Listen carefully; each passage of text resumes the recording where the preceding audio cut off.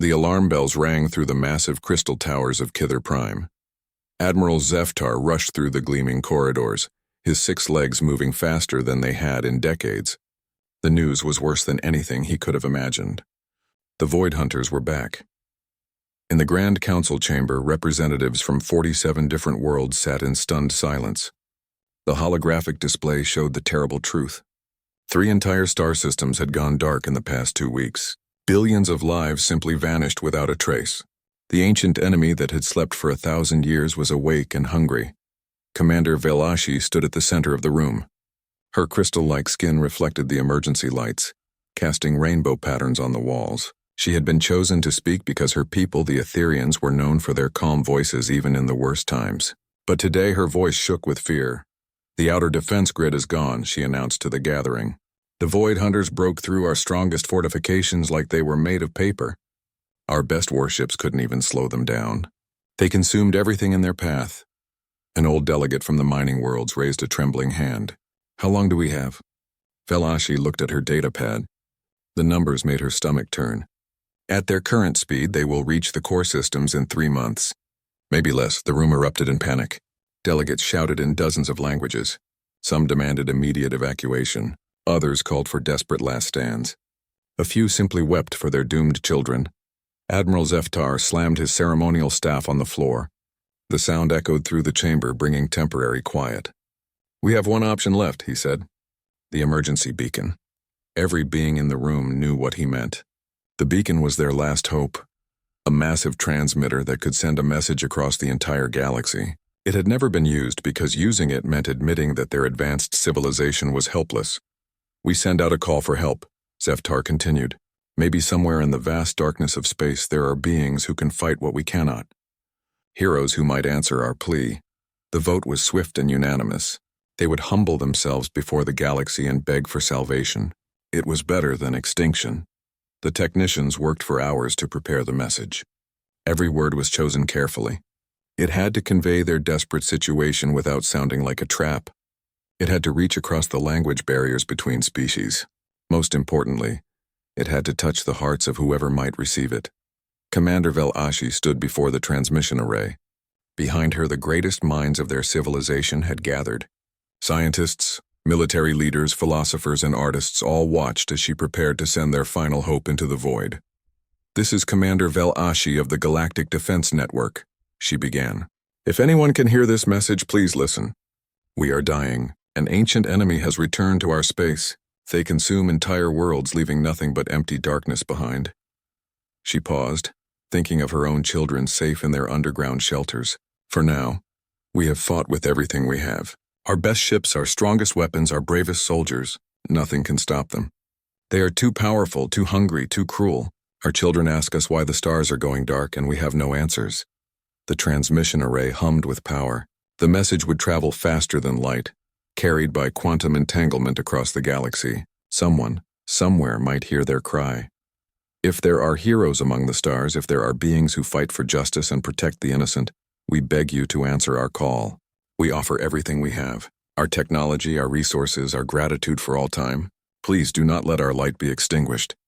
The message launched into space, carrying with it the desperate hope of trillions of souls. It would travel to every corner of the galaxy, translated automatically into thousands of languages. Somewhere out there, they prayed, heroes would hear their call and come to save them. What they did not know was that their message would reach a small blue planet on the galaxy's edge, a world that every civilized species had marked in their databases with warning symbols, a world so dangerous that even the bravest explorers avoided it, a world classified with one simple, terrifying word: Deathworld. Captain Jake Morrison was having his morning coffee when the universe changed forever. He sat in the communications bay of the research vessel New Horizon, watching his team monitor deep space transmissions. It was routine work, listening to the cosmic background noise and cataloging radio signals from distant stars. Lieutenant Amy Carter sat at her station, adjusting the frequency filters. She was young, maybe 25, with bright eyes that still held wonder at the vastness of space. She had joined the crew straight from the academy, eager to explore the unknown. "Captain, I'm picking up something unusual," she called out. "It's not random noise. This looks like an actual transmission. Morrison walked over to her console. At 45, he was an old hand at deep space exploration. He had seen solar flares that could cook a planet, and nebulae that stretched across light years, but he had never encountered alien life. "What kind of transmission?" he asked. "It's massive, sir. Highly compressed, multi-layered, using quantum entanglement for faster-than-light delivery. This is way beyond our current technology." The signal processing took several minutes. The ship's artificial intelligence worked to decode the alien languages and translate them into English. When the message finally played, the entire communications bay fell silent. The alien voice was beautiful and terrible at the same time. It spoke of dying worlds and children who would never see another sunrise. It told of an enemy so ancient and powerful that entire civilizations had been consumed without a trace. "My God," whispered Technical Sergeant Dan Phillips from his workstation. "They're asking for heroes." Amy looked up from her console with tears in her eyes. "Sir, they're dying out there. Billions of them. And they're asking for someone to save them." Morrison stared at the transmission data scrolling across the screens. 47 different species, thousands of worlds under threat, an enemy that could destroy star systems. By any reasonable measure, this was far beyond Earth's ability to handle. But Jake Morrison had not become a deep space captain by being reasonable. He had earned his rank by flying through asteroid fields and solar storms, by making impossible rescues and completing missions that other captains called suicide runs. He had learned that heroes were not born from careful planning and overwhelming advantages. Heroes were born from doing what needed to be done, regardless of the odds. "Amy, establish a secure channel to Earth Command," he ordered. "Priority Alpha. Tell them we have a situation that requires immediate attention from the highest levels." "Sir, what should I tell them about the nature of the situation?" Morrison looked at the data streaming across his screens. Alien civilizations crying out in desperation. Children facing extinction. An enemy that had never been defeated. He thought about his own daughter back on Earth, safely asleep in her bed, protected by nothing more than distance and ignorance from the horrors unfolding among the stars.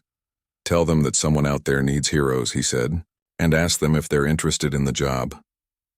As the message raced back to Earth at light speed, Jake Morrison did not know that he had just set in motion events that would shake the galaxy. He did not know that Earth's response would surprise, terrify, and ultimately save civilizations that had given up all hope. He only knew that innocent people were dying, and someone had to do something about it. In the end, that was all any hero really needed to know. The message from Captain Morrison reached Earth Command at exactly 14 minutes past midnight, Greenwich Mean Time. General Patricia Hayes was pulled from her bed to read the translated alien transmission. She sat in her office, still wearing her bathrobe, as she watched the desperate plea from Commander Velashi play on her secure monitor. When the message ended, the room fell silent. General Hayes had spent 30 years in the military. She had seen war, famine, natural disasters, and human cruelty in all its forms, but she had never seen anything like this. An entire galaxy crying out for help against an enemy that consumed worlds. "Ma'am, what are your orders?" asked Colonel Frank Miller, her aide who had rushed to the base when the alert came through. Hayes stared at the screen. The alien commander's crystalline face showed such pure desperation that it cut right through the strangeness of her appearance. This was a mother begging for her children's lives. This was a soldier facing an enemy she could not defeat. "Wake the President," Hayes said. "Wake the Joint Chiefs. Wake the Secretary of Defense. Hell, wake everybody. We have a decision to make." 2 hours later, the most powerful people on Earth gathered in the White House Situation Room. President Richard Kane sat at the head of the table, his gray hair messy from being dragged out of bed. Around him sat generals, admirals, scientists, and politicians, all trying to process the impossible news. "Let me make sure I understand this correctly," the president said. "Aliens are real. They're under attack by something called void hunters, and they want us to help them fight a war in space." "That's correct, sir," confirmed Dr. Sarah Williams from the Space Research Division. "Our analysis of their technology suggests they're thousands of years ahead of us in most areas. Yet they can't defeat this enemy." Secretary of Defense Robert Clark leaned forward. "Mr. President, with all due respect, this could be a trap. We know nothing about these aliens or their true intentions." Admiral Lisa Kane, the president's younger sister, shook her head. "Bob, did you see that transmission? That wasn't acting. That was real terror. Those people are dying. The debate continued for hours. Some argued for caution. Others demanded immediate action. A few suggested that Earth should stay hidden and let the galaxy sort out its own problems. Finally, the president raised his hand for silence. "I keep thinking about something my grandfather told me," he said. "He fought in World War II. He used to say that evil wins when good people do nothing. Maybe these aliens aren't people like us, but they're asking for help against something that wants to destroy them completely." He looked around the table at the faces of his advisors. "If we can help, we should help. It's that simple." The vote was close but decisive. Earth would answer the alien distress call. Admiral Lisa Kane was chosen to lead the mission because of her experience in deep space operations and her reputation for getting impossible jobs done. Within 6 hours, the largest military mobilization in human history began. Ships that had been designed for exploring the solar system were retrofitted with the heaviest weapons Earth could provide. Space stations became staging areas for troops and supplies. The entire planet focused on a single goal: getting ready for a war nobody understood against an enemy nobody had ever seen. Admiral Kane stood on the bridge of the USS Defiance, watching as her fleet assembled in Earth orbit. 57 ships in total, from massive battleships to small attack craft. It was everything humanity could put into space on short notice. Captain Mike Rodriguez approached her with the final crew reports. "Ma'am, all ships report ready for departure. We have 12,000 military personnel and enough supplies for 6 months of operations." Kane nodded. The fleet looked impressive from where she stood, but she knew the truth.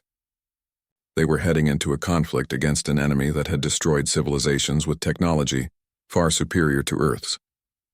By any logical measure, they were flying toward certain death. But Lisa Kane had not earned her admiral's stars by being logical. She had earned them by winning battles that couldn't be won and completing missions that couldn't be completed. She had learned that the universe was a dangerous place, and sometimes the only way to survive was to be more dangerous than everything trying to kill you. "Signal all ships," she ordered. "We jump in 10 minutes. Meanwhile, in the alien territories, Commander Velashi waited on the bridge of her command ship. 3 days had passed since their desperate message had been sent across the galaxy. So far, the only responses had been expressions of sympathy from distant civilizations too weak or too frightened to help. Her communications officer, a young Catherian named Thexal, looked up from his station. "Commander, we're receiving a transmission on the emergency frequency." Velashi felt a spark of hope. "Put it through." The main screen flickered to life, showing the bridge of an unknown vessel. The being standing at the center looked almost like the creatures from a dozen different worlds, but somehow wrong in ways that made Velashi's instincts scream warnings. 2 arms, 2 legs, forward-facing eyes, and skin the color of desert sand. The creature's face was scarred, and its gray hair was cut short in a military style. But it was the eyes that truly disturbed her. They showed no fear, no doubt, no hesitation. They were the eyes of a predator that had never learned to be prey. "This is Admiral Lisa Kane of the Earth Defense Force," the creature said. "We received your distress call. Where do you need us to fight?" The directness of the question stunned Velashi. No requests for detailed briefings, no demands for payment or territory, no diplomatic negotiations. Just a simple question about where the battle would take place. "Admiral Kane," she managed to say, "we are grateful that you answered our call, but you should know what you're facing. The Void Hunters have never been defeated. They have consumed entire star systems. Our most advanced weapons can barely scratch their bioships." The human's expression didn't change. "How many ships do you have left?" "Approximately 200 combat vessels across all our worlds." "And how many enemy ships are we looking at?" Velashi checked her tactical displays. "Our latest intelligence suggests at least 500 Void Hunter bioships, with more arriving daily from wherever they've been hiding." Admiral Kane turned to speak with someone off-screen, then looked back. "Commander, we're bringing 57 ships. Not the biggest fleet in the galaxy, I'm sure, but we specialize in making the most of what we have. Send us the coordinates of their next target and we'll meet you there." As the transmission ended, Velashi stared at the empty screen in confusion. The humans were bringing fewer than 60 ships against an enemy that had crushed fleets 10 times that size. Either they were suicidal, or they knew something about warfare that the rest of the galaxy had forgotten. Aboard the USS Defiance, Admiral Kane reviewed the alien intelligence reports with her senior staff. The enemy bioships were massive, heavily armed and protected by energy shields that had never been penetrated. They moved in coordinated swarms and showed no mercy to civilian populations. "Ma'am, this doesn't look good," admitted Captain Rodriguez. "We're outnumbered almost 10 to 1, and their technology is clearly superior to ours." Kane looked at the tactical displays showing the Void Hunter fleet movements. These creatures had terrorized the galaxy for thousands of years. They were used to opponents who fought from a distance, using complex strategies and advanced technology. They had probably never faced an enemy from a death world, an enemy that had learned to fight by surviving on a planet where everything was trying to kill them, an enemy that didn't rely on superior technology or overwhelming numbers, but on pure stubborn refusal to quit. "Captain, signal the fleet," she ordered. "All ships prepare for hyperspace jump. We're going to show these Void Hunters how humans fight." As the Earth fleet disappeared into hyperspace, heading toward their first encounter with an enemy that had never been defeated, Admiral Kane allowed herself a small smile. The aliens had asked for heroes. They were about to get something much more dangerous. Humans with nothing left to lose and everything to protect. The galaxy was about to learn why Earth was classified as a death world, and why that classification made humanity the most dangerous species in known space. The mining colony of Zerion Prime had been home to 3 million souls just 2 days ago. Now it hung in space like a dying ember, its once bright cities growing darker by the hour. The Void Hunters had arrived in force, surrounding the planet with their massive bioships that looked more like living creatures than spacecraft. Commander Velashi watched from her flagship as the enemy began their harvesting process. Long tendrils of dark energy reached down from the bioships to the planet's surface, slowly draining the life force from every living thing they touched. Forests withered and died. Oceans turned black. Even the bacteria in the soil simply ceased to exist. "How long do the people on the surface have?" she asked her science officer. The young Catherian checked his readings with trembling hands. "At current rate of consumption, perhaps 6 hours before all life on the planet is extinguished." Velashi closed her eyes. 6 hours. That was barely enough time to mount a rescue operation, even if they had the ships to break through the Void Hunter blockade. Her small fleet of 20 vessels hung back at a safe distance, too weak to intervene but unwilling to abandon the dying world. The Void Hunters had learned long ago that their prey rarely fought back effectively. Most species in the galaxy had evolved on peaceful worlds where cooperation and diplomacy solved problems. When faced with an enemy that wanted nothing but destruction, they simply didn't know how to respond. Captain Yextra, commanding the defense fleet's heaviest cruiser, voiced what everyone was thinking. "Commander, we can't break through their formation. Every time we've tried direct assault against the Void Hunters, we've lost entire fleets without even scratching their hulls." It was true. The aliens had tried everything their advanced minds could conceive.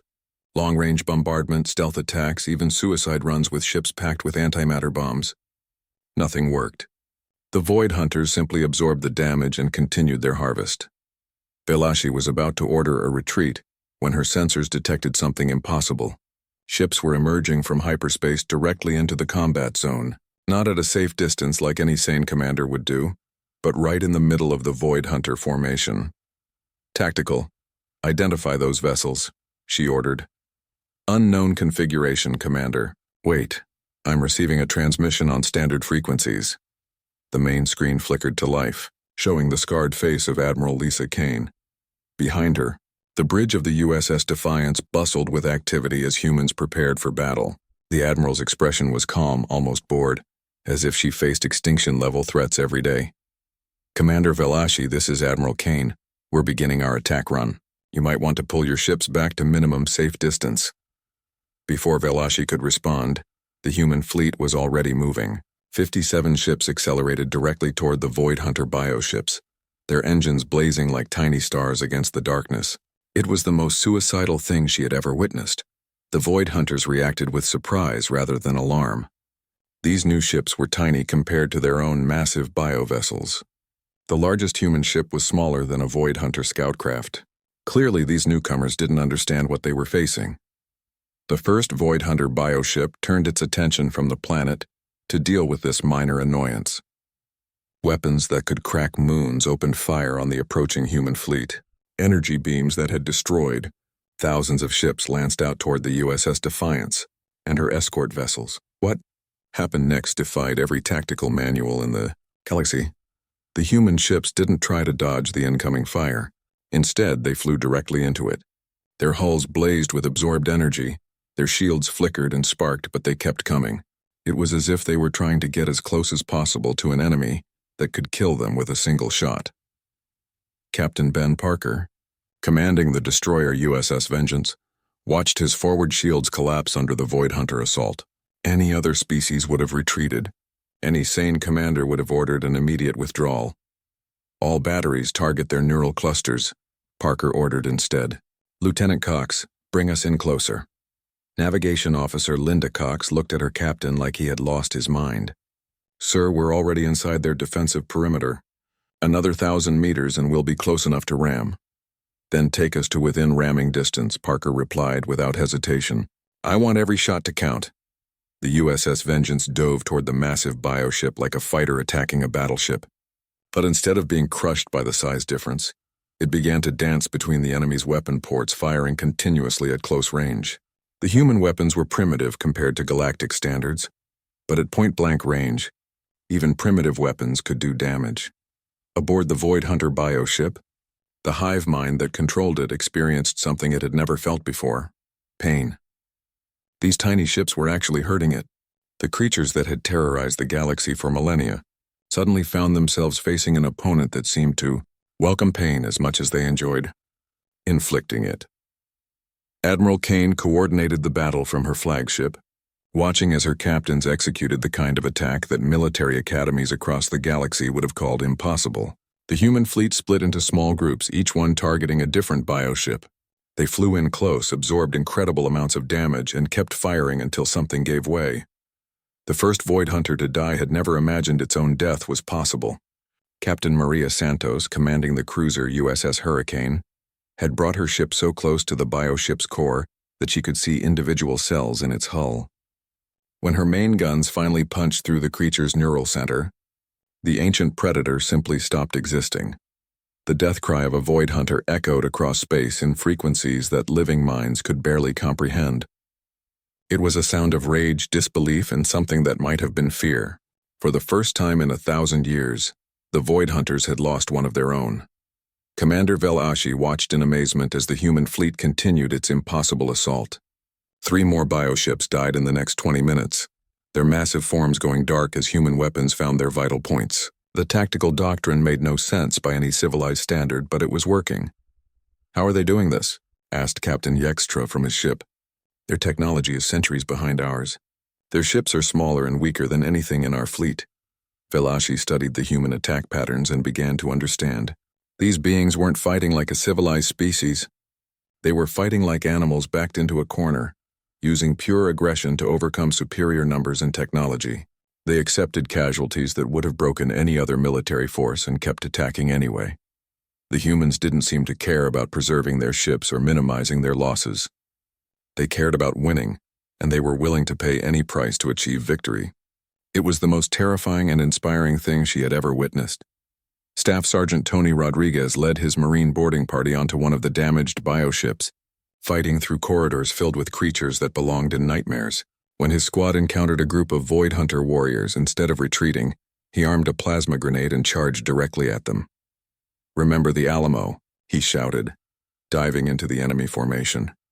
His sacrifice cleared the path for the demolition team to plant their charges in the bioship's core. When it exploded 10 minutes later, Rodriguez had become the first human to die fighting the Void Hunters.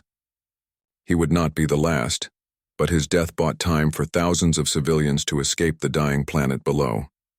The battle lasted 4 hours. When it ended, 7 Void Hunter bioships lay dead in space, their ancient hunger finally silenced. The human fleet had taken severe damage, but every ship remained operational. More importantly, they had done something that no military force in recorded history had accomplished. They had made the Void Hunters retreat. As the surviving bioships fled toward the edge of the system, Commander Velashi opened a channel to Admiral Kane. The human commander appeared on screen, her uniform torn and her face streaked with smoke, but her eyes still held that terrifying confidence. "Admiral, that was impossible," Velashi said. "The Void Hunters have never been defeated in direct combat. Kane allowed herself a small smile. Commander, you made one mistake when you called us for help. You asked for heroes. What you got instead was a species that learned how to fight by surviving on a planet where everything wants to kill us. We're not heroes. We're just too stubborn to die quietly. News of the human victory at Zerion Prime spread across the galaxy faster than light itself. Species that had resigned themselves to extinction suddenly dared to hope again. For the first time in recorded history, someone had defeated the Void Hunters in direct combat. 7 bioships destroyed, the enemy fleet retreating in confusion, and most importantly, an entire world saved from consumption. The Catherian Council called an emergency session within hours of receiving the battle reports. Representatives from dozens of worlds gathered in the crystal chambers, their voices mixing excitement with disbelief. Admiral Zeftar stood before the assembly, his 6 legs trembling with emotions he couldn't name. Honored delegates, he began, we have witnessed the impossible. These humans, these beings from the edge of our galaxy, have accomplished what our greatest military minds said could never be done. They have made the Void Hunters bleed. The chamber erupted in discussion. Some delegates demanded immediate alliance with these mysterious humans. Others urged caution, warning that any species capable of defeating the Void Hunters might be just as dangerous to their own civilizations. Commander Valashi requested permission to address the council. She had been in direct contact with the humans and had witnessed their battle tactics firsthand. Her testimony would be crucial in deciding how the galaxy should respond to these unexpected saviors. Honored Council, she said, her crystalline voice carrying across the chamber. I have fought beside these humans. I have seen how they wage war. They are not like us. They do not think like us. They approach battle with a mindset that I can only describe as terrifying. She activated a holographic display, showing the battle at Zerion Prime. The assembled delegates watched in stunned silence as human ships flew directly into enemy fire, accepting damage that would have destroyed any civilized vessel. They fight as if death means nothing to them, Valashi continued. But more than that, they fight as if the alternative to victory is unthinkable. When faced with an enemy that has terrorized the galaxy for millennia, they saw only another problem to be solved through superior firepower and determination. Delegate Thessara from the scientific worlds raised a concern that many were thinking. Commander, if these humans are so dangerous, how do we know they won't turn on us once the Void Hunters are defeated? What's to stop them from becoming the next threat we face? It was a fair question. The humans had demonstrated capabilities that no one had expected. Their willingness to accept casualties and their aggressive tactics suggested a species that had evolved under very different conditions than the peaceful worlds of the core. Systems Valashi had wondered about this, herself during the long journey, back from Zerion Prime. She had studied the human fleet movements, analyzed their communications, and tried to understand what motivated these strange beings from the galaxy's edge. I believe, she said carefully, that we are dealing with a species that has been shaped by constant struggle. Their planet must be incredibly dangerous to produce warriors like these. But I saw something else during the battle. When they saved the civilians on Zerion Prime, they asked for nothing in return. No territory, no resources, no tribute. They simply moved on to the next battle. The council debated for hours before reaching a decision. They would request a formal meeting with the human leadership to discuss joint operations against the Void Hunters. The message was sent through the same emergency channels that had carried their original distress call. Admiral Lisa Kane received the alien request while her fleet was resupplying. At a captured Void Hunter staging post, the humans had taken the facility after a brutal 6-hour battle, turning it into a forward operating base. The irony was not lost on her that humanity's first alien real estate was a former enemy stronghold. The holographic meeting took place in the USS Defiance's main conference room. Admiral Kane appeared alongside her senior staff, while the alien council materialized as shimmering projections. The two groups studied each other with mutual curiosity and barely concealed nervousness. Council leader Thessara spoke first. Admiral Kane, on behalf of the Galactic Coalition, we offer our deepest gratitude for your intervention at Zerion Prime. You have given hope to worlds that had already written their death songs. Kane nodded politely. Council leader, we're glad we could help. What's the current tactical situation? The directness of the question caught the aliens off guard. They had prepared elaborate speeches of gratitude and complex diplomatic proposals. The human admiral wanted to skip straight to military planning. "The Void Hunters have retreated to regroup," Commander Velashi explained. "Our intelligence suggests they're massing for a major offensive against the core worlds. They have never faced resistance like yours before, and they're adapting their strategy." Kane studied the tactical displays that appeared in the air between them. The enemy held dozens of worlds and commanded hundreds of bioships. Even with their recent victory, the humans were still vastly outnumbered. "What are your defensive capabilities?" Kane asked. "We have approximately 150 combat vessels remaining across all our fleets," admitted Admiral Zeftar. "Most are damaged from previous encounters with the enemy." Kane turned to Colonel Nick Bryant, her ground forces commander. "Nick, what's your assessment?" Bryant looked at the alien territorial maps with the eye of a professional soldier. "We'll need to take back their occupied worlds one at a time. Standard liberation protocol. Go in hard, eliminate all hostile forces, secure the civilian population." The alien commanders exchanged worried glances. They had never heard warfare described in such simple terms. "What does your liberation protocol involve exactly?" Velashi asked. "We land troops, we kill everything that's trying to kill the good guys, and we don't leave until the job's done," Bryant answered. "Pretty straightforward." The simplicity was both reassuring and terrifying. The humans spoke of galactic warfare like it was just another job to be completed. They didn't seem to grasp the magnitude of what they were facing. Or perhaps they simply didn't care. Major Kelly Santos, the fleet intelligence officer, reviewed the enemy data with growing enthusiasm rather than fear. Bioadaptive technology, hive mind coordination, energy-draining weapons, planetary consumption capabilities. This is definitely going to be interesting. Her excitement puzzled the alien observers. Any civilized being would view the Void Hunter capabilities with dread. This human seemed to see them as fascinating challenges rather than insurmountable obstacles. Council leader Thais Ara tried to explain the true scope of the threat. "Admiral, you must understand. The Void Hunters have consumed entire star systems. They have technology that can drain the life force from planets. They have never been stopped once they begin a harvesting operation." Kane listened patiently to the explanation, then looked around the table at her officers. "Sounds like they've never faced a proper military response. What's our production capacity looking like, Colonel Rodriguez?" Supply Officer Carlos Rodriguez consulted his datapad. "We've got 3 more battle groups en route from Earth. Should arrive within 2 weeks. The shipyards are working around the clock to convert civilian vessels for military use." The aliens began to understand that they were witnessing something unprecedented in galactic history. These humans weren't just offering to help fight the Void Hunters. They were mobilizing their entire civilization for total war against an enemy they had learned about less than a week ago. "Admiral," Velashi said carefully, "your people are willing to risk everything for worlds you've never seen, for species you've just met?" Kane considered the question seriously. "Commander, where we come from, we learned a long time ago that if you don't stand up to bullies, they just get stronger.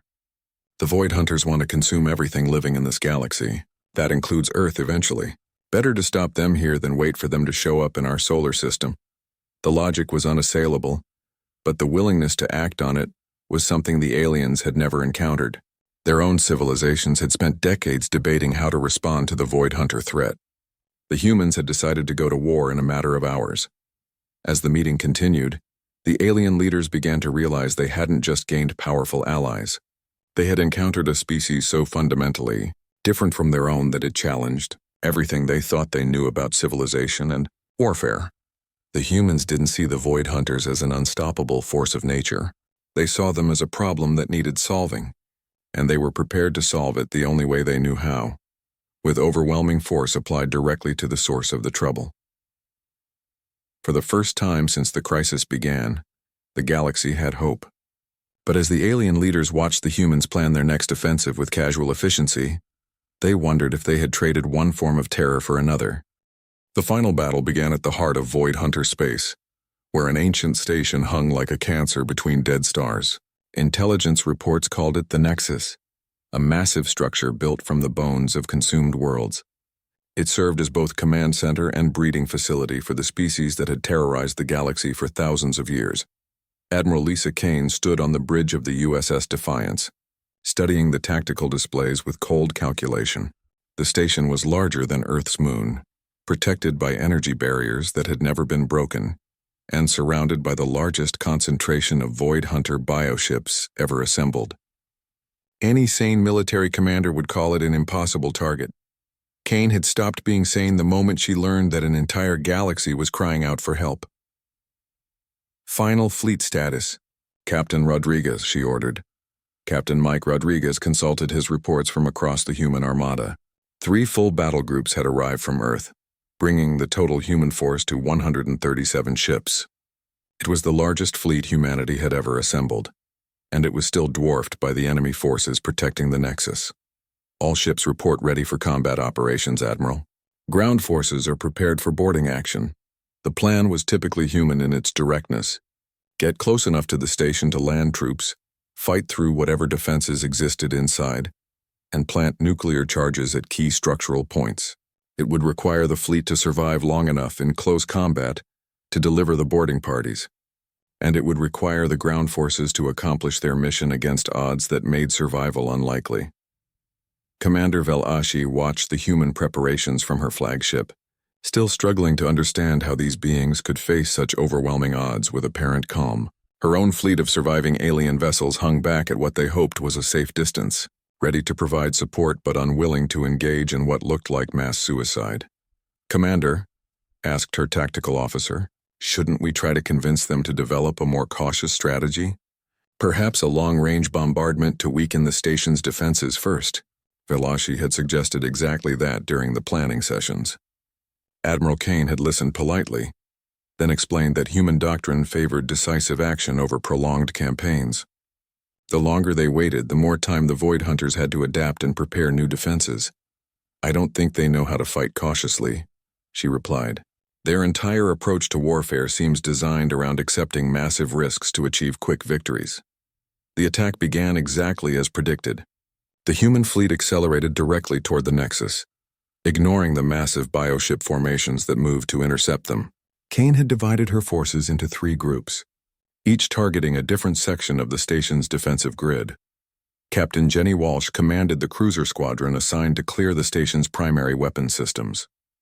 The USS Retribution led the charge, her forward shields blazing under the concentrated fire of weapons that could crack planets. But instead of retreating when her defenses began to fail, Walsh ordered her ships closer. "All batteries target their primary plasma arrays," she commanded. "I want those guns silenced permanently." Her tactical officer stared at the damage reports flooding his screen. "Ma'am, we're taking critical damage. Hull breaches on decks 7 through 12. Forward shields are completely down." "Then we better finish this quickly," Walsh replied, ordering another attack run directly into the teeth of the enemy guns. The USS Retribution died as she lived, fighting at point-blank range against an enemy that outclassed her in every measurable way. But her sacrifice cleared the path for the boarding craft, and that was all that mattered in the human way of war. Colonel Nick Bryant led the first wave of ground forces into the Nexus.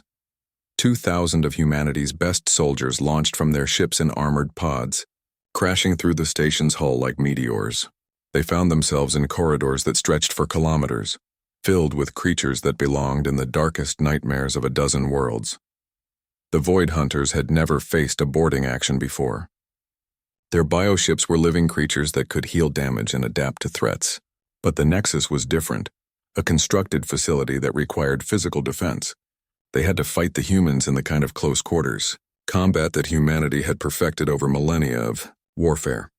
Sergeant Rachel Torres found herself face to face with a Void Hunter matriarch in the station's central core. The creature was the size of a building, its multiple arms ending in claws that could slice through metal.